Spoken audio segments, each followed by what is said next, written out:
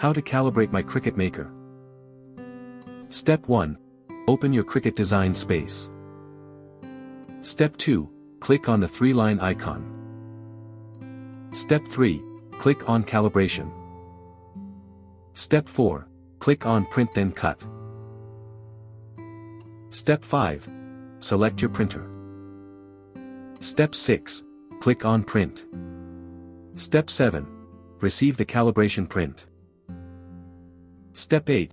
Go back to the Design Space app. Click on Continue. Step 9. Insert your printer over the cutting mat. Step 10. Click on Continue. Step 11. Select your machine. Step 12. Load the cutting mat. Step 13. Press the Load button. Step 14. Press the Cut button. Step 15. Check the Assessment 1 report. Step 16. Select Yes or No and click on Continue. Step 16. After fine calibration, select the top line and the right line, then click on Continue. Step 17. In the Confirmation Cut window, choose if you're satisfied or not, then click on Continue.